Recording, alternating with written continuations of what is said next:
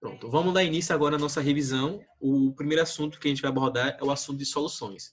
Então, a gente vai passear por todo o conteúdo que abrange soluções, desde as expressões físicas, que é concentração comum, concentração molar, molaridade, partícula por milhão, ppm, né? E todo o arcabouço teórico também que compõe esse assunto, certo? De solução, de solução exotérmica, solução supersaturada, insaturada, né? Espero que vocês estejam com esses conceitos fixados, que vão ser importantes para a prova. A primeira questão que eu trouxe é uma questão que eu fiz um mapeamento, caiu no PPL de 2019, do ano passado. As questões do PPL geralmente apresentam um nível menor em relação à prova do Enem, mas essa questão em específico estava com o nível acima, por isso que eu trouxe a tela. E é uma questão de titulação, tá? Vamos lá, vou ler ela para eles. Qualquer dúvida, coloquem no chat que a gente conversa, certo? O vinagre é um produto alimentício resultante da fermentação do vinho, que, de acordo com a legislação nacional, deve apresentar um teor mínimo de ácido acético de 4%. Então, tá aí o ácido acético ou ácido etanóico, certo? Ele tem que estar num teor mínimo de 4%. Que expressão é essa? Já para a gente revisar. Isso aqui é título em volume. Deixa eu anotar aqui.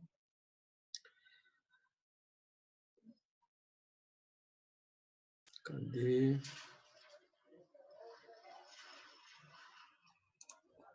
Certo? Isso daqui é título em volume. Então, se ele tem uma porcentagem de 4, o que é que isso significa? Que de 100 ml do vinagre, 4 ml, certo? Tem que ser do ácido acético, tá? 4 ml tem que ser do ácido acético. Ok, então vamos seguindo aqui. Uma empresa está desenvolvendo um kit para que a inspeção sanitária seja capaz de determinar se alíquotas de 1 ml de amostras de vinagre estão de acordo com a legislação. Então, o que é que a empresa quer fazer? Ela quer averiguar se a produção de vinagre tem o teor mínimo que a legislação manda, que é 4%. Então, como é que eu vou determinar isso? Através de uma titulação. E esse kit vai fazer esse processo. Aí ele fala, esse kit ele é composto. Esse kit é composto por uma ampola que contém uma solução aquosa de hidróxido de cálcio, 0,1 molar. E um indicador que faz com que a solução fique cor-de-rosa, né? É um indicador ácido básico. Então, nós temos aqui, provavelmente, a fenolftaleína. A fenolftaleína, em soluções básicas, ela fica rosa. Em soluções ácidas, ela fica incolor. Temos outros tipos de indicadores de ácido básico, por exemplo, o azul de metileno, algo do tipo assim. Temos também na própria beterraba, gente. Na própria beterraba tem uma substânciazinha que se você raspar ela, ela consegue ser um indicador ácido base também, né? Então, um exemplo caseiro. E aí ele fala: considere a densidade do ácido acético igual a 1,1 grama por centímetro cúbico. Lembrar que centímetro cúbico é a mesma coisa que 1 ml. A massa molar do ácido acético é igual a 60 gramas por mol e a massa molar do hidróxido de cálcio é igual a 74 gramas por mol. Tá. Qual é o valor mais próximo para o volume de solução de hidróxido de cálcio em ml que deve estar contido em cada ampola do kit para garantir a determinação da regularidade da amostra testada? Então, o que é que vai fazer essa titulação? Vai fazer uma reação de um ácido, no caso o ácido acético, com uma base, no caso o hidróxido de sódio. Então, antes de iniciar a resolução, é importante que a gente coloque todos os dados de forma correta. Então, eu já vou colocando aqui para vocês a determinação deles. Ó. O teor mínimo que ele precisa é 4% de título, volume. E a alíquota que ele pegou tinha 1 ml de vinagre. Então, eu peguei 1 ml de vinagre e vou testar se nessa alíquota eu tenho esse teor mínimo. Beleza. O que foi que eu fiz? Se eu peguei uma amostra com 1 ml, e o restante do vinagre não me importa, a única coisa que me importa para minha reação é esse ácido, que é o ácido acético, porque para eu fazer uma reação ácido básico, eu preciso reagir o ácido com a base. E quem é o ácido que eu vou ter no vinagre? Esse cara. Quanto que eu vou ter dele? Aí eu fiz essa regra de 3 aqui, ó. Se 1 ml representa 100% da amostra, 4% vão representar quanto? 0,04 ml. Então, eu tenho essa quantidade aqui de ácido acético. Tá, ok. Agora, o que foi que eu fiz aqui? Eu vou calcular o quanto que esse volume representa em gramas. Por isso que ele deu a informação da densidade. Porque se a densidade é 1,1 grama por ml, eu consigo fazer essa relação e descobrir a quantidade de gramas que de fato existe nesse ácido acético do vinagre, certo? Então, fiz essa regra de 3, agora relacionando a densidade com o volume que eu tenho de ácido acético. Então, 1,1 grama por centímetro cúbico, que é a mesma coisa que ml, 1,1 grama para cada ml. Então, quantas gramas eu vou ter em 0,04 ml de ácido acético, né? Eu vou ter 0,044 gramas. Essa é a quantidade que eu tenho de gramas de ácido acético. Tá. O que é que eu vou fazer agora? Eu preciso encontrar a molaridade do ácido acético. O que significa encontrar a molaridade dele?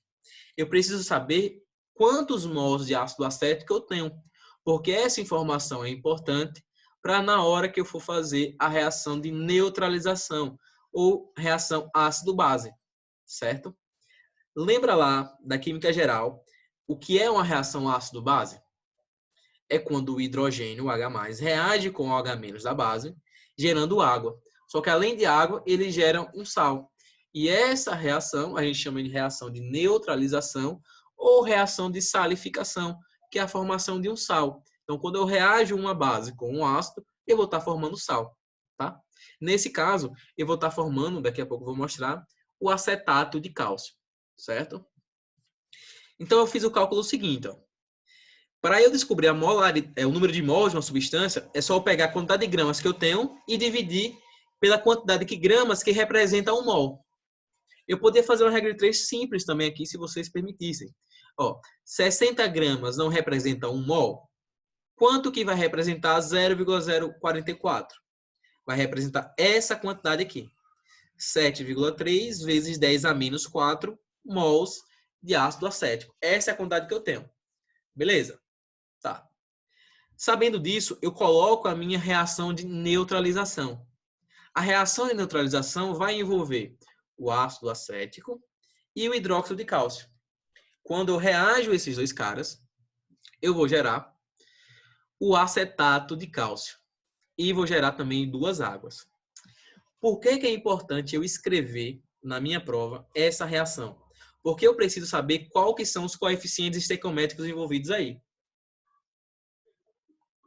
Veja que para eu reagir completamente o ácido acético, eu preciso de 2 ácidos acéticos, 2 mols de ácido acético para 1 mol de hidróxido de cálcio. Por quê, gente?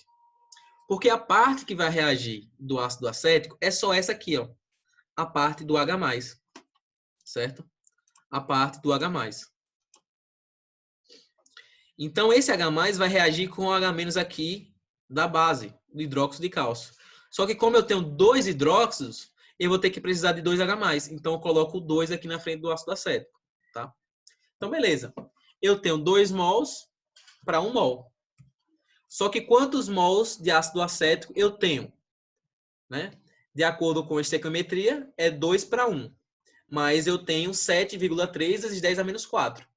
Então, quantos mols de hidróxido de cálcio eu vou precisar para neutralizar completamente, para reagir completamente com o ácido acético?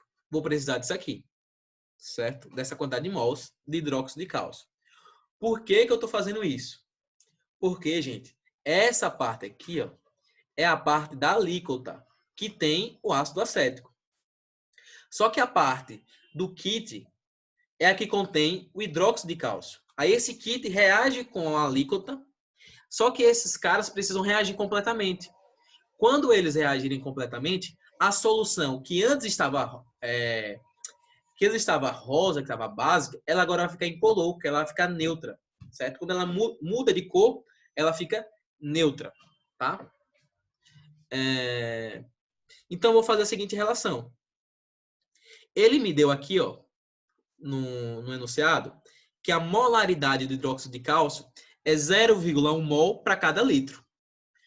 Ah, então é 0,1 mol para cada litro. Mas quantos mols eu tenho para neutralizar completamente o ácido acético? Bom, eu descobri que eu preciso de 3,6 vezes 10 a menos 4 mols de hidróxido de cálcio. Essa quantidade neutraliza o ácido acético. Então, eu faço uma regra de 3 para saber o quanto que esse mol aqui representa em litros, o quanto que ele representa em volume. Então, eu faço uma regra de 3 simples. 0,1 mol representa 1 litro. Se eu tenho 3,6 vezes 10 a menos 4, quantos litros eu vou ter? Eu vou ter essa quantidade aqui. 3,6 vezes 10 a menos 3 litros. Tá? Só que 10 a menos 3 é a mesma coisa que mili, né? Então, eu posso transformar esse mili aqui para ml. Então, vai ficar 3,6 ml. Então, eu vou precisar de 3,6 ml do kit contendo hidróxido de cálcio para neutralizar completamente a minha solução de ácido acético que tinha lá na alíquota. Então, essa é a quantidade mínima que eu preciso ter para garantir a minha inspeção sanitária. Tá? Eu aproximei aqui agora para 3,7, que no caso dá a letra A, que ele fala aqui aproximadamente, ou seja, o valor mais próximo para o volume de hidróxido de cálcio, certo? Então, 3,7 é o nosso gabarito. Certo, gente? Alguma dúvida em relação ao processo? Vou revisar a teoria dessa questão para você, que envolve titulação. O que é que eu oriento? Escreva os dados, organize, não guarde na mente. Você vai se confundir na hora, certo? Escreva os dados, coloque atentamente cada um deles. A questão dá vários dados. Se você não anotar, você vai se perder. 0,1, 1,1, 60 gramas por mol, 74, 1 ml, 4%. Já ficou doido. Então, anota esses dados, tá? Faça a reação de neutralização. Você precisa saber o quanto que é a estequiometria dela. Você precisa saber se eu preciso de 1 mol de ácido para 2 mol de base, se eu preciso de 3 mol de base para 2 mol de ácido. Você precisa escrever isso, para não confundir, certo? E depois faça os cálculos. Abuse da regra 3, não é feio. No futebol a gente diz que chutar de bico é feio. Mas é a mesma coisa que fazer regra 3. Algumas pessoas falam, né? Mas não, regra 3 salva muito se você utilizar corretamente. Então, abuse da regra 3. Dá para resolver assim, certo? E aí, o que foi que a gente fez aqui? O que a gente revisou? A questão da titulação. A titulação, eu vou ter um titulante e um titulado. Esse titulado aqui, eu não sei. Eu não conheço a sua concentração molar, não sei quanto de ácido que eu tenho. E aí, o que eu faço? Coloco uma pequena amostra dele num LMAIA. E aí, dentro desse LMAIA, eu coloco um indicador ácido base. Por exemplo, fenolftaleína. A fenolftaleína, quando eu jogo aqui, ela fica incolor, porque a solução está ácida. Então, se a solução está ácida, ela está incolor, tá? Só que aí eu vou começar a pingar uma base. Vou pingando lentamente a base. A base vai reagindo com o ácido. E aí, chega um momento que é chamado ponto de viragem, ou ponto de equivalência, que essa solução muda de cor. E ela fica agora branca. Ela fica agora incolor, certo? Perdão, ela estava incolor, agora ela fica rosa, certo? Então, quando ela fica rosa, isso indica que todo o ácido foi consumido. E aí a gente teve o titulado completamente... ele foi completamente reagido, no caso. E aí tem esse gráfico que já caiu em algumas provas e outros vestibulares. Não duvido nada cair no Enem, então é importante vocês reconhecerem. O que é que está acontecendo nesse gráfico? Primeiro, no meu titulado, eu tinha a solução ácida. Por que ácida? Porque o meu pH está menor do que 7. Então, ela estava aqui, ó. E aí, a partir do momento que eu vou jogando base, que eu vou jogando um volume de base, por exemplo, 30 ml, 40 ml, o meu pH vai aumentando, né? Porque o H+, vai reagindo com o H+, do titulado. E aí, o pH vai aumentando até o ponto que chega nesse cara aqui. que é o chamado ponto de equivalência ou ponto de viragem, que é quando a solução muda de cor.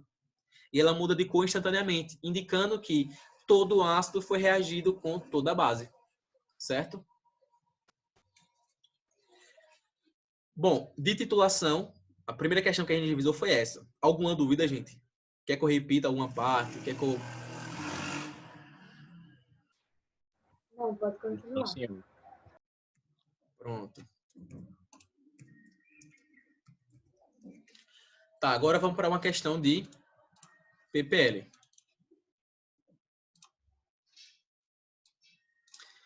PPM, quer dizer. Tô viajando, ó. Foi do Enem em 2014. Diesel é uma mistura de hidrocarbonetos que também apresenta enxofre em sua composição, certo? Esse enxofre é perigoso porque ele pode acabar reagindo com a chuva da atmosfera, produzindo ácidos, por exemplo, né? Então é perigoso esse enxofre. Né? Ele fala aqui, pois o trióxido de enxofre é gerado durante a sua liberação e ele é um dos grandes causadores da chuva ácida. O problema da chuva ácida vocês conhecem, né? Quando a chuva ácida, por exemplo, pinga no solo, ela acaba acidificando o solo, acaba prejudicando plantações, agricultura. Quando ela pinga em materiais metálicos, ela acaba corroendo a solução, ela acaba oxidando aquele metal. Então, vários problemas indesejados em relação à chuva ácida. Na década de 80, para vocês terem ideia, o diesel ele era regulamentado com a concentração máxima de 13 mil partículas por milhão de enxofre. Em 2009, passou a ter 1.800 ppm. Depois, 500 ppm. E agora, em 2012, mais recentemente, o diesel ele pode ter uma concentração máxima. A gente tem diesel com 50 ppm de enxofre. Então, o que isso quer dizer? Que eu teria, por exemplo, 50 ml de enxofre em cada 50 milhões de ml de diesel. Essa é a relação que a gente tem que ter, certo? 50 ml de enxofre para cada 50 milhões de diesel, certo? Então, essa é a nossa relação que o ppm traz. É uma partícula para cada milhão que eu vou ter do total, certo? Aí ele fala, a substituição do diesel usado na década de 80 por aquele difundido em 2012 permitiu uma redução percentual de emissão do trióxido de enxofre. Quanto foi que foi essa redução? Tá.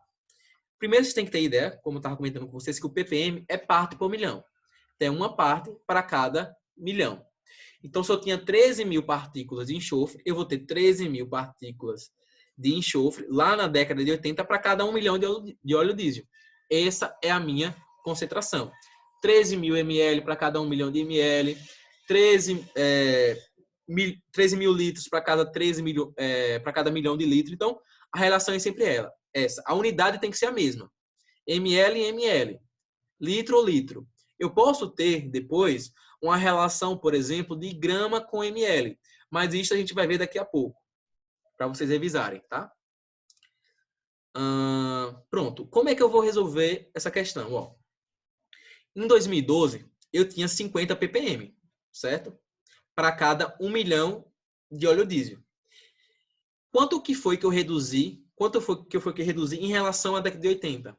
Eu reduzi 12.950 partículas de enxofre no meu óleo diesel. Então, é muita coisa. Então, eu faço aqui, na verdade, uma regra de 3 simples. Se 13 mil partículas por milhão de enxofre representavam 100% na década de 80, quanto que vai representar 12.950, que foi a minha redução? Ele não quer o percentual de redução?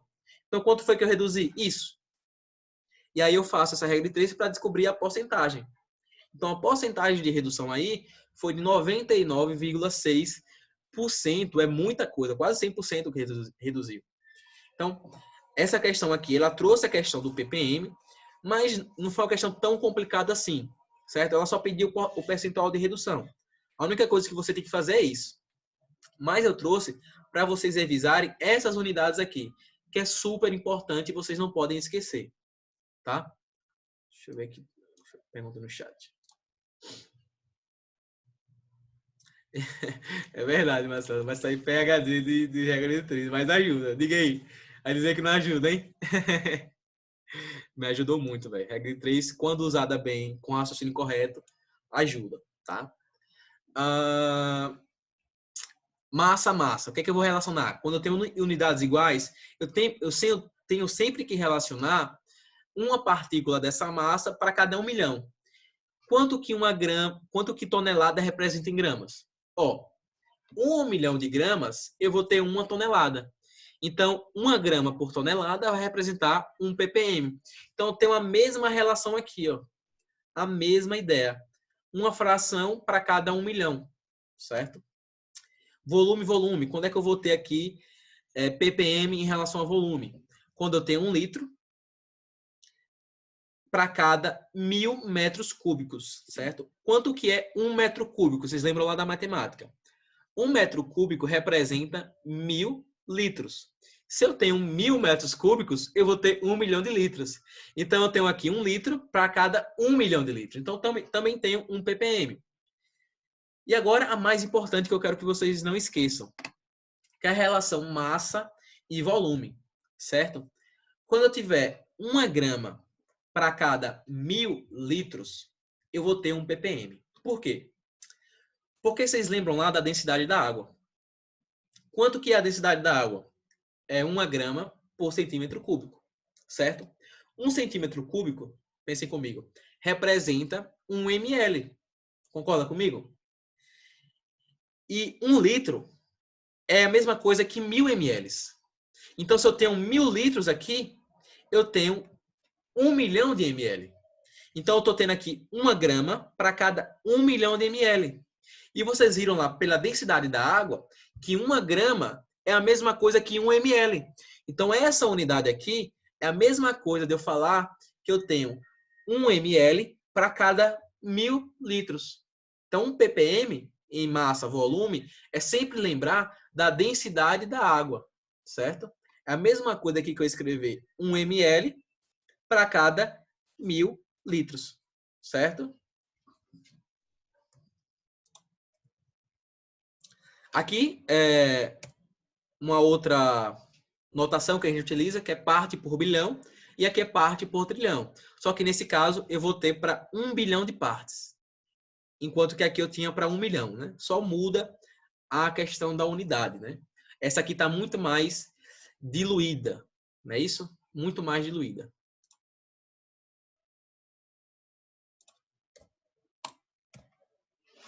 Tá, vamos aqui agora para uma questão de concentração de diluição. Foi no Enem 2014, na segunda aplicação, certo?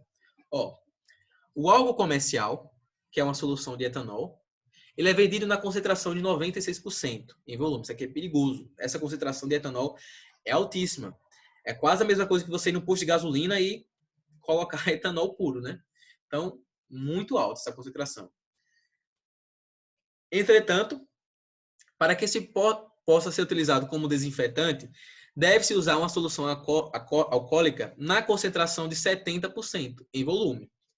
Suponha que um hospital recebeu como doação um lote de 1.000 litros de álcool comercial a 96% em volume e pretende trocá-lo por um lote de álcool desinfetante.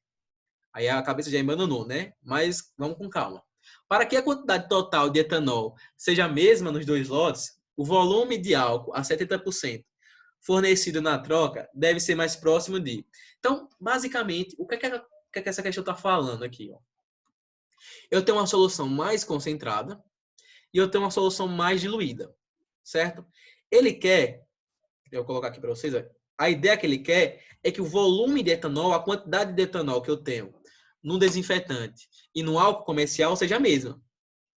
Só que para eu ter quantidades de etanol iguais, eu preciso ter volumes de soluções diferentes. Porque essa solução aqui é mais concentrada. Então, de 100 ml, 96 vai ser de álcool. Enquanto que nessa aqui, ó, de 100 ml, 70 vai ser de álcool. Então, eu preciso aumentar o volume da solução alcoólica para ter a mesma quantidade de etanol que eu tenho em relação ao álcool comercial, porque é muito mais concentrado. Então, como é que a gente vai proceder aqui? Primeiro, se eu tenho 1.000 litros de álcool comercial, eu preciso saber o quanto que esses 1.000 litros representam em relação ao etanol. Quanto que eles representam de etanol. Aí é só fazer uma conta simples. 96% de 1.000. Então, nesse caso aqui, eu tenho 960 litros de etanol. Certo? Essa é a quantidade que eu preciso ter num desinfetante. Eu preciso ter 960 litros de etanol. Tá. Se eu preciso ter 960 litros de etanol, eu faço outra regra de 3 bem simples. Ó.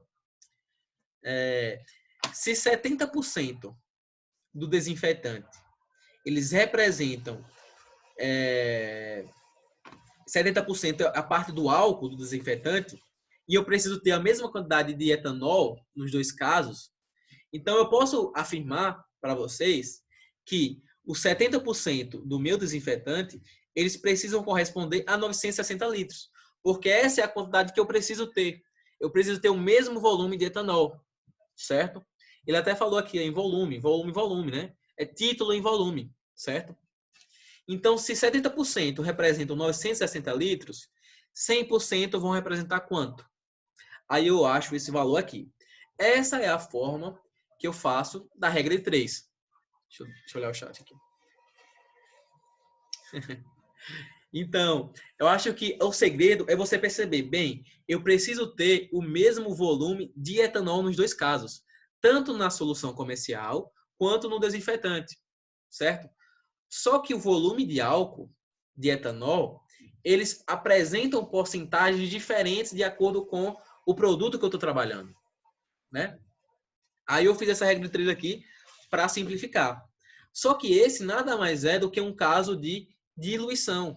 E eu poderia fazer essa questão aqui através daquela fórmula que a gente tem que relaciona duas soluções. Lembra da forma de diluição? Forma de diluição era assim, ó, C1V1 igual a C2V2, que era concentração comum e volume. Só que essa fórmula, ela também pode ser mudada, por exemplo, para molaridade. Posso ter M1V1 vezes M2V2. Posso mudar essa fórmula para título, colocando T1 vezes E1, T2 vezes V2. E o que é que essa questão me deu? Ela me deu o título, não foi? Então, é só colocar esses dados nessa fórmula, tá? Tá. Na primeira solução, o que é que eu tenho? Eu tenho um título de 96%. Né? Lembrar de colocar aqui na fórmula decimal. Quanto de volume que eu tenho? Que ele me deu? 1.000 litros. Certo? Qual que é o título da segunda solução? 70%, que é 0,7. Então, quanto que eu preciso ter de volume na segunda solução ao todo? Quanto que eu preciso ter de desinfetante para ter a mesma quantidade de etanol no fim? Essa quantidade aqui. Então, se você fizesse por essa conta, pela conta de diluição, você também acharia a resposta. Certo? Deixa eu olhar aqui o chat. Então, aqui eu trouxe um exemplo da questão da diluição de soluções. O que é diluir? Nada mais é do que você colocar mais solvente nessa solução. Lembre que uma solução ela é sempre composta por um soluto e por um solvente. Então, se eu vou diluindo essa solução, eu vou aumentando a quantidade de solvente e, consequentemente, vou abaixando a minha concentração, certo? Aqui, as fórmulas que eu falei para você que também pode existir, tanto C1V1, C2V2, quanto M1V1, M2V2, tá? E posso relacionar também o título a essas questões, certo? Bom, agora para a quarta questão, a penúltima, certo? Foi em 2015 na primeira aplicação. A hidroponia pode ser definida como... Deixa eu ver aqui.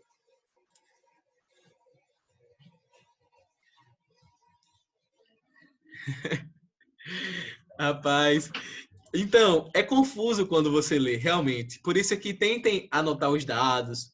Se não estiver indo na hora, pula para a próxima questão. Marcelo pode até falar que ele já pegou o neuro, por exemplo. Enquanto eu fazia isso nas minhas provas do Enem, ó. Vi uma questão, não soube responder ela, eu pulava para as outras. Porque na minha mente, eu achava que o meu inconsciente, alguma parte do meu cérebro, estaria trabalhando aquela outra questão, certo? Ele estaria tentando resolver aquela questão. E aí, quando eu voltava para ela, meio que quando eu lia, já batia a resposta na mente. Aí eu falava, não, meu cérebro, inconscientemente, já estava trabalhando o resto, né? E, tipo, era uma mania que eu tinha, mas que, na verdade, tem um pouco de senso científico também, né? Como o Marcelo falou. Exatamente. Ó, a hidroponia pode ser definida como uma técnica de produção de vegetais sem necessariamente a presença de solo. Então, aqueles solos... solos não, na verdade, aquela técnica que você coloca várias plantas, vários vegetais suspensos em água, né? Só que ao invés de eu ter solo ali, eles colocam muito adubo, né? Muito NPK, que é nitrogênio, fósforo e potássio. Aí ele fala, uma das formas de implementação é manter as plantas com suas raízes suspensas em meio líquido, de onde retiram os nutrientes essenciais. Suponha que um produtor de rúcula hidropônica precisa ajustar a concentração de íon nitrato para 0,009 mol por litro, em um tanque de 5.000 litros. E, para tanto, tem em mãos uma solução comercial nutritiva de nitrato de cálcio a 90 gramas por litro. Então, vejam, anotem as informações. São muitos dados, vocês vão se confundir. Então, anota, tá? As massas molares dos elementos nitrogênio, oxigênio e cálcio são iguais a 14 gramas, 16 e 40. E ele pergunta, qual o valor mais próximo do volume da solução nutritiva em litros que o produtor deve adicionar ao tanque? Então, anotei os meus dados. Ó, concentração de nitrato que ele quer, 0, essa concentração aqui. Quantidade de volume que o tanque tem no total, 5.000 litros. Concentração comum do nitrato de cálcio, 90 gramas por litro. Massa molar do nitrato de cálcio. Como foi que eu calculei essa massa molar? Bom, o nitrato de cálcio, o nitrato de cálcio, ele tem essa configuração. CaNO3 2, certo? Vocês precisariam escrever essa fórmula molecular, não podiam errar, porque se errassem, iam acabar confundindo o valor da massa molar. Então, vocês têm que lembrar o seguinte, o nitrato, ele é um ânion, certo? Ele só tem um elétron faltando aqui, um elétron em excesso. Enquanto que o cálcio, ele é da família 2A, é da família dos alcalinos terrosos, certo? Então, ele tem 2 elétrons, ele pode doar 2 elétrons. Então, se ele pode doar, no caso, receber 2 elétrons, perdão, se ele pode receber 2 elétrons, ele precisa de 2 nitratos para formar o nitrato de cálcio. Vocês entenderam?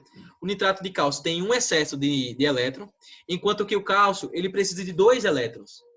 Aí precisa de 2 nitratos para neutralizar esse sal. Certo? Então é o CaNO3 2. E aí eu calculei o volume, a massa molar desses caras, somando as massas molares de cada um dos elementos que eles constituem. Certo? Aí achei 164 gramas. Tá. O que é que eu vou fazer agora? Eu preciso calcular a quantidade de mols que eu tenho de nitrato, porque eu preciso, na verdade, de mols de nitrato. Ele me deu a molaridade. Agora eu preciso encontrar a quantidade de mols de nitrato. Faço uma regra de 3 simples. 0,009 mols para cada 1 litro. Se eu tenho 5.000 litros no tanque, quantos mols eu vou precisar ter? Vou precisar ter 45 mols de nitrato. Certo? Tá. Aí eu vou fazer agora a reação de dissolução. Eu preciso dissolver esse sal na água. Como é que eu vou fazer isso? Vou pegar o nitrato de cálcio, vou fazer a sua reação de dissociação. Quando eu faço a sua reação, eu percebo que eu gero 2 mols de nitrato e 1 mol de cálcio. Isso aqui você precisa ter em mente. Isso aqui você precisa escrever na hora, tá? Então, o que é que acontece? Agora eu vou relacionar essa equação de dissociação, certo? Com a quantidade de mols de nitrato que eu preciso. Porque lembre, a solução que eu tenho, que eu vou jogar lá no tanque, é uma solução de nitrato de cálcio. É uma solução do sal. Não é do íon. Esse íon vai ser gerado secundariamente, vai ser gerado depois. Então, eu vou jogar o sal naquele tanque. O sal vai se dissolver e esse sal vai gerar o íon nitrato. E ele precisa estar numa concentração de 45 mols. Ele precisa ter 45 mols de nitrato. Então, eu vou relacionar agora esse íon com o seu sal. Eu percebi que eu tenho 1 mol de sal para cada 2 mols de nitrato. Se eu preciso ter 45 mols de nitrato, quantos mols de nitrato de cálcio, quantos mols de sal eu vou ter? Eu vou precisar ter essa quantidade aqui. 22,5 mols de nitrato de cálcio. Certo? Tá. Chegamos na parte final dessa questão. Como que eu vou proceder agora para descobrir o volume? A informação importante para isso é essa daqui. Eu tenho aqui agora a concentração comum, que é em grama por volume, grama por litro. Tá.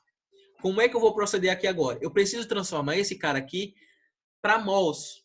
Eu preciso transformar a concentração comum para molaridade, ou fazer o processo inverso. Ou eu posso transformar essa quantidade de mols aqui em gramas. E aí eu posso proceder para a regra de 3. Então, observem comigo. Se 1 mol de nitrato de cálcio representam 164 gramas, a massa molar é sempre a massa de 1 mol. Se eu tenho 22,5, quantas gramas eu vou ter? Eu vou ter essa quantidade aqui, certo? Então, eu vou jogar nesse tanque aproximadamente 3.700 gramas de nitrato de cálcio, tá? Então, quantos litros que isso vai representar? Agora é uma regra de 3 simples. Se 90 gramas representam 1 litro, aproximadamente 3.700 vão representar quanto? X vai ser igual a 41. Então, veja que eu tive que primeiro transformar a quantidade de mols em gramas, para aí sim eu fazer a regra de 3 da concentração comum aqui, que é a concentração de 90 gramas por litro, certo? Que nesse caso o gabarito é a letra B. Eu precisaria jogar 41 litros de solução comercial de nitrato de cálcio dentro daquele tanque, certo? Deixa eu dar uma olhada no chat. Alguma dúvida, gente, em relação a essa questão? Essa questão é um pouco confusa, realmente, porque tem dados e você precisa acabar interpretando, mas eu acho que deu para fluir, né? Vamos passar aqui agora para a revisão dessa teoria. É importantíssimo que vocês saibam essa questão aqui, né? Assim, eu não diria que é de suma importância, porque vocês podem acabar fazendo por regra de 3. Mas essas fórmulas, elas vão ajudar, porque vocês podem acabar respondendo mais rápido. E tempo no Enem é ouro, né? Então, concentração comum, massa por volume. Densidade também é massa por volume, só que qual é a diferença? A principal diferença é que densidade é geralmente dada em gramas por ml, enquanto que concentração comum é dada em grama por litro, certo?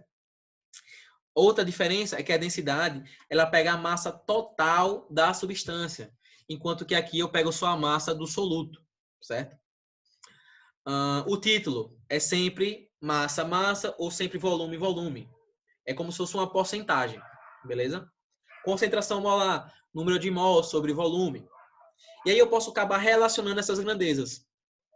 Por exemplo, eu posso relacionar concentração comum com densidade e com título. Porque pense comigo. Pense comigo. O que é concentração comum? Massa do soluto sobre volume. Certo. O que é densidade? É a massa total da solução sobre o volume. E o que é o título? É uma porcentagem que me diz o quanto que eu tenho de soluto em porcentagem naquela solução. Por exemplo, se eu tenho 5% de título, é como se eu tivesse 5 gramas de soluto em 100 gramas de solução. Então, quando eu multiplico a densidade pelo título, é como se eu estivesse pegando a concentração comum. É como se eu estivesse excluindo a massa total da substância, porque quando eu multiplico com o título, eu substituo essa massa total pela massa do soluto, né? Que é o que o título me dá. Então, essa multiplicação é muito importante que vocês saibam, tá? E também uma outra relação é entre concentração comum e molaridade. Quando você pega a molaridade, que é o Mzinho com a perninha aqui, e multiplica pela massa molar da substância, você encontra a concentração comum, que foi o que a gente fez aqui, que poderia fazer, né? Concentração comum, o que é que seria? A massa molar da substância, no caso 164 gramas, multiplicado pela sua molaridade, certo? Uma outra relação que a gente acha também é essa daqui, né? Que a gente mostrou aqui. C igual a densidade vezes título, Concentração também igual a massa molar vezes molaridade, né? Concentração comum pode ser essas duas coisas. Se essas duas coisas são iguais, a gente iguala, né? M, que é a massa molar multiplicado pela molaridade, é igual a densidade multiplicado pelo título, certo? Então, você pode acabar estabelecendo essa relação também, ó, entre molaridade e densidade, entre molaridade e título, pode ser importante, certo? Um adendo. Densidade, quando ela tiver em grama por ml, quando isso aqui tiver em grama por ml, eu vou precisar multiplicar ela por 1000, certo? Eu vou precisar multiplicar essa equação por 1000 para transformar essa densidade em grama por litro, que é o que geralmente tem em relação à concentração comum, certo? Então, eu vou multiplicar essa equação toda aqui por 1000. Somente quando eu tiver a densidade em grama por ml, certo? Bom, gente, para finalizar, uma questão light, bem tranquila. Acho que já está quase encerrando nosso tempo, mas ela é bem tranquila e bem rápida para a gente resolver, que é uma revisão de colóide. A obtenção de sistemas coloidais estáveis depende das interações entre as partículas dispersas e o meio onde se encontram. Em um sistema coloidal aquoso, cujas partículas são hidrofílicas, a adição de um solvente orgânico miscível em água, como o etanol, desestabiliza o coloide, podendo ocorrer a agregação das partículas preliminarmente dispersas. A desestabilização provocada pelo etanol ocorre por quê? Então, entendendo o que eu tive aqui, ó. Eu tenho um sistema coloidal. O que é um sistema coloidal? Quando partículas têm um tamanho maior em relação às soluções. Lembra que soluções não são visíveis a olho nu, nem a microscópio? Perdão. Enquanto que os colóides, eles só são visíveis quando você pega um microscópio. Por exemplo, o sangue. Você só consegue ver, por exemplo, os elementos figurados, quando você só consegue ver massa, ou por exemplo, linfócitos, essas coisas, quando você vai para o microscópio. Então, ali é um sistema coloidal que você consegue diferenciar as partículas quando você vai para o microscópio, enquanto que na solução isso não acontece. Então, você tem aqui partículas hidrofílicas, ou seja, que tem afinidade pela água, e aí você adiciona um solvente miscível. O que é miscível? Um solvente que se mistura com a água, que no caso é um etanol. Quando duas partículas polares interagem e são solúveis entre si, a gente chama elas de partículas miscíveis uma com a outra, como é o caso do etanol e a água, certo? E isso acaba desestabilizando o colóide. Por quê? Porque o colóide antes estava interagindo com a água, né? A água acabava formando uma capa por cima do colóide, que a gente chamava essa capa de solvatação, certo? Ou capuz de solvatação. Então, quando você coloca o etanol acaba roubando esse capuz, acaba roubando essa capa e, por conta disso, acaba desestabilizando o etanol. A mesma coisa que você pega uma micela. O que é uma micela? Uma gordura em que as cabeças hidrofóbicas estão voltadas para dentro, enquanto que as cabeças hidrofílicas estão voltadas para fora para interagir com a água. Então, nesse caso aqui, o gabarito seria a letra, deixa eu ver, a letra B. As camadas de solvatação da água, as partículas, são diminuídas, justamente porque o etanol, que é solúvel em água e é hidrofílico, rouba essas partículas. Né? Por que a letra A está incorreta? Polaridade, gente, não é alterada quando você coloca essas substâncias miscíveis entre si. Polaridade só vai ser alterada quando você fazer uma reação química com a água. Porque lembre que a polaridade ela depende da eletronegatividade dos elementos. Por exemplo, oxigênio e hidrogênio é altamente eletronegativo. E com isso forma uma polaridade na molécula. Então, quando você acaba reagindo, por exemplo, nessa água por exemplo, com outro hidrogênio para formar água oxigenada, você modifica a polaridade. Então, a polaridade só é modificada quando você tem uma interação ali de ligação química, certo? C. As cargas superficiais das partículas coloidais são diminuídas. As cargas superficiais que ele está falando é que alguns colóides podem ser positivos e outros positivos e negativos, tá? Inclusive são eletroforéticos. O que é eletroforese? É quando um colóide carregado positivamente ou carregado negativamente, ele sai de uma placa negativa e se desloca para outra placa de carga oposta, como uma placa positiva, certo? É só passagem de cargas, de colóide, de cargas positivas e negativas, de um eletrodo para o outro. Somente passagem. D. Intensidade dos movimentos brownianos nas partículas coloidais é reduzida.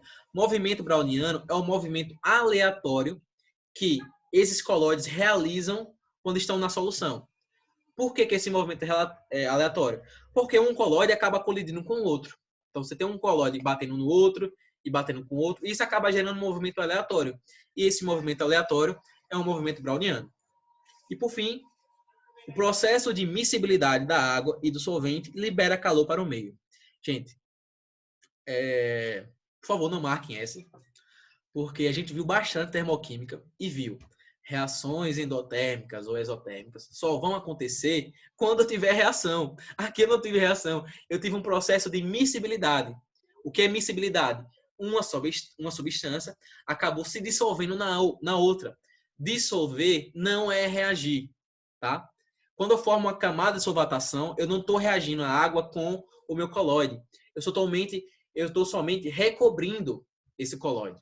Então, a miscibilidade da água com o solvente não vai liberar calor nenhum. Eles só estão interagindo, eles só estão sendo dissolvidos um no outro. Mas não estão trocando elétrons, não estão trocando átomos. E se não estão trocando átomos, não estão trocando energia. Certo? Então é isso. Desculpa aí passar do tempo, mas eu acho que deu para a gente revisar bastante.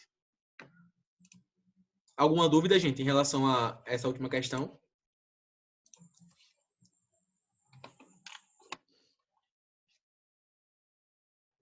De boa, né? Pronto.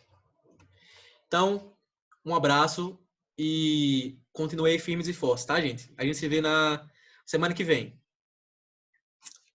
Rapidinho aqui, gente. Pode falar, se quiser. Pode falar comigo no WhatsApp, eu acho. Eu acho melhor no WhatsApp, viu? E aí, se você quiser falar comigo agora, eu tiro sua dúvida, para não atrapalhar. Vou colocar hoje, já, no Drive. Vou colocar no YouTube, na verdade, viu? Valeu.